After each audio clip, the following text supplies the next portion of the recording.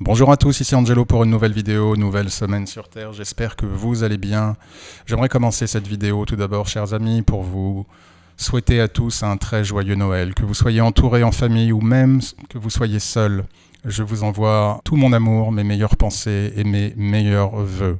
Profitez de cet instant, de cette période de fête, de cette période de Noël, pour être dans la lumière du Christ, dans la bonté, dans l'amour, dans le pardon, dans la générosité, dans la compassion.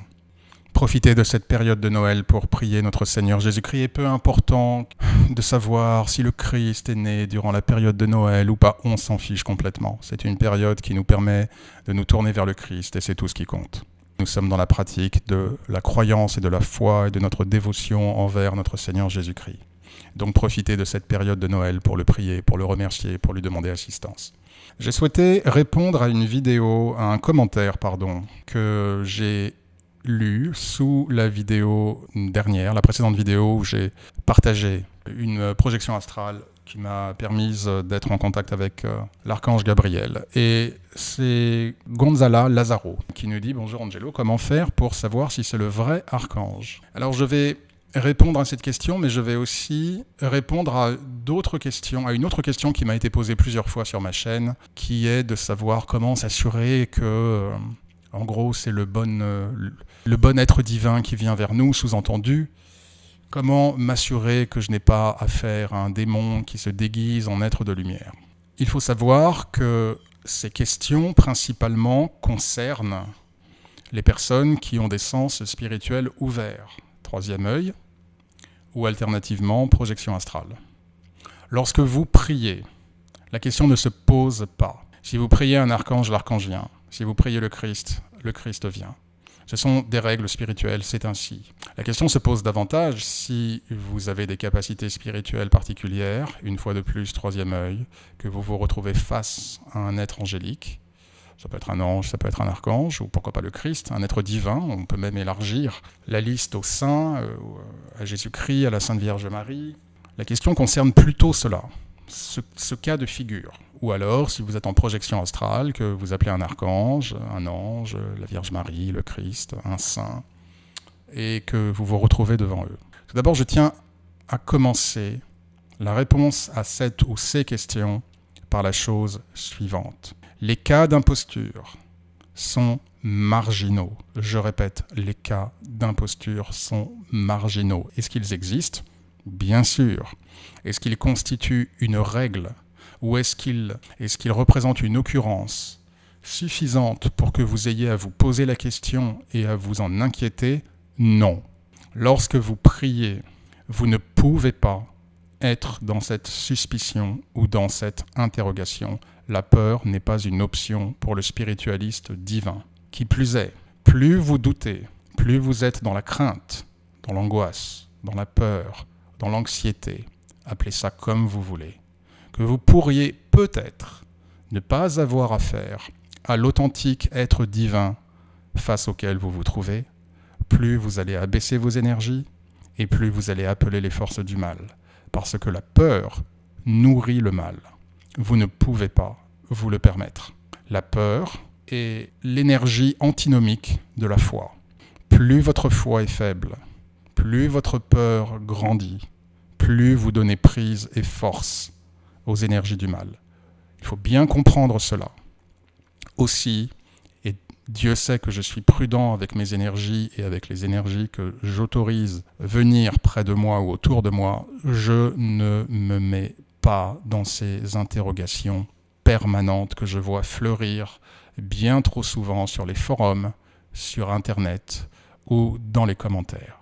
Cela étant dit, pour répondre à la question de Gonzala Lazaro, à supposer que vous soyez dans une situation qui vous permette de voir les énergies ou de les entendre, ou à supposer que vous soyez en projection astrale où, par définition, tous vos sens spirituels sont ouverts.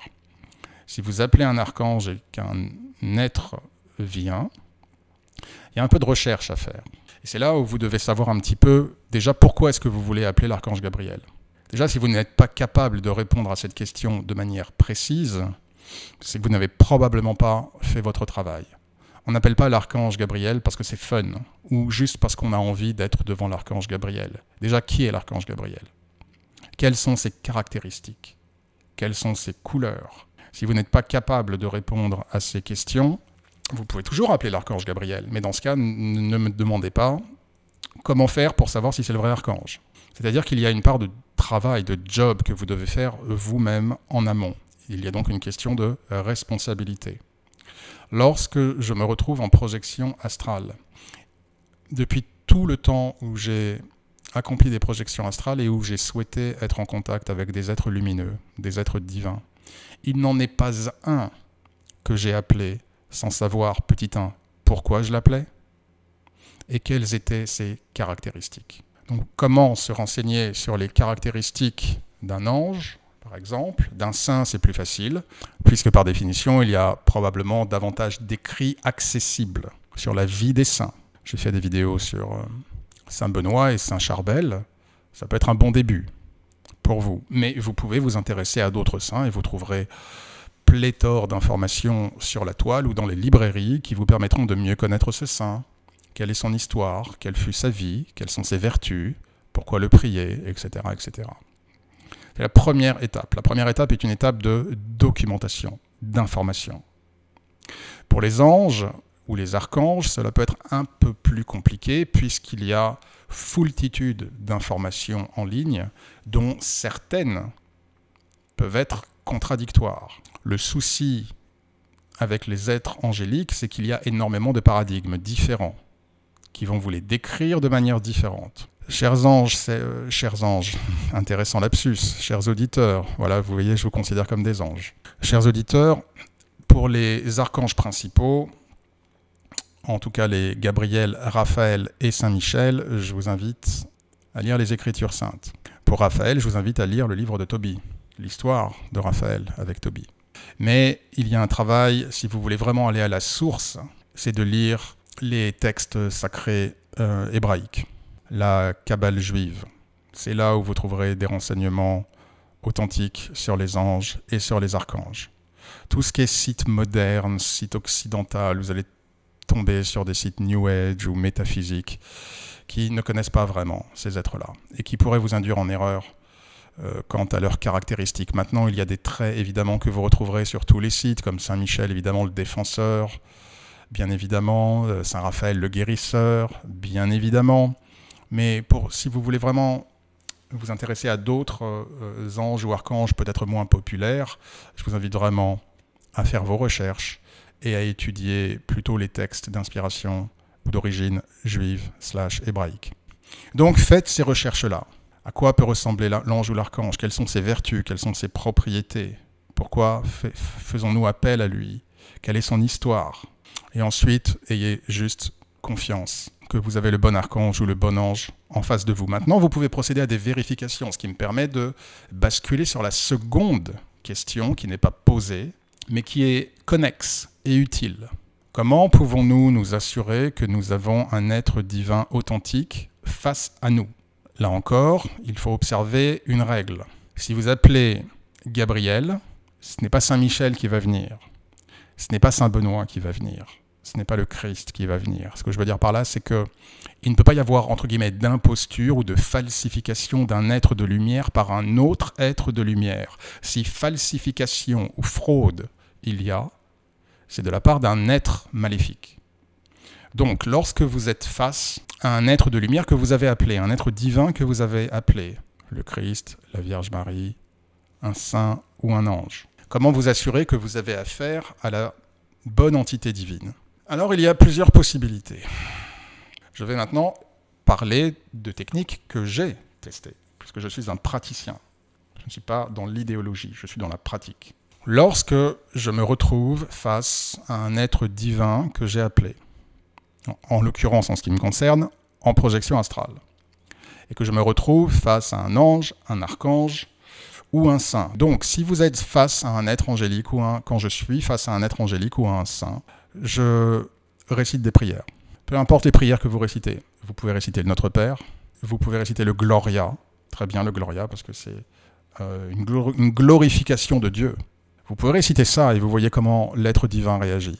Si vous avez affaire, vous pouvez réciter un psaume. Vous pouvez créer une phrase personnelle faisant louange à Dieu et au Christ. Donc vous avez le choix. Et ce qui va se passer, c'est que lorsque vous récitez cette prière ou cette phrase, voyez comment l'entité face à vous réagit. Vous allez vite comprendre si vous avez affaire à un être authentique de lumière ou à un être du mal. Ce que vous pouvez faire également, une deuxième technique, c'est d'envoyer de l'amour, de la lumière à cet être, au travers de votre chakra du cœur. Ou oublions le terme chakra, pour ceux que ça pourrait déranger ou si ça rend les choses trop compliquées. Envoyez de la lumière par votre cœur, envoyez de l'amour par votre cœur.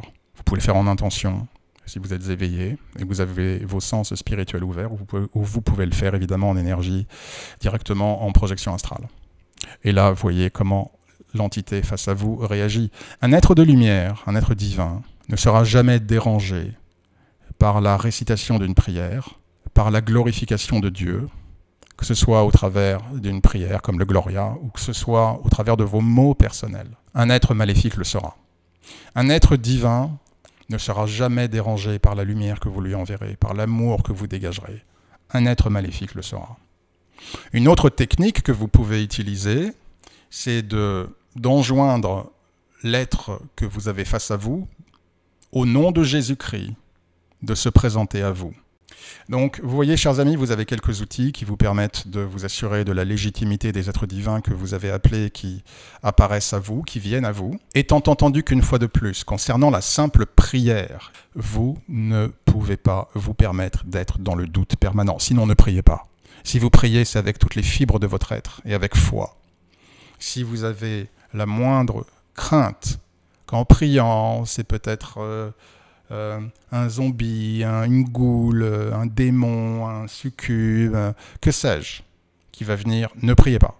Allez planter des choux, faites autre chose. Parce que vous nourrissez les forces du mal, vous abaissez vos vibrations, vous abaissez vos protections, et en fait, ce qui se passe, c'est que vous appelez à être arnaqué et à être fraudé. Voilà, chers amis, j'en reste là pour cette vidéo. Je vous souhaite encore à tous un excellent Noël, en famille ou même seul, sachant qu'en tout état de cause, vous ne serez jamais seul. Vous êtes toujours entouré. Et quelle que soit votre situation, comme je l'ai dit, profitez de cette période de Noël pour être encore plus dans l'amour, la compassion, le pardon, la générosité et bien évidemment la prière envers Dieu et notre Seigneur Jésus-Christ. Je vous souhaite à tous de très belles fêtes de Noël. Profitez de ceux qui vous aiment et que vous aimez. Et en attendant la prochaine vidéo, que Dieu vous bénisse.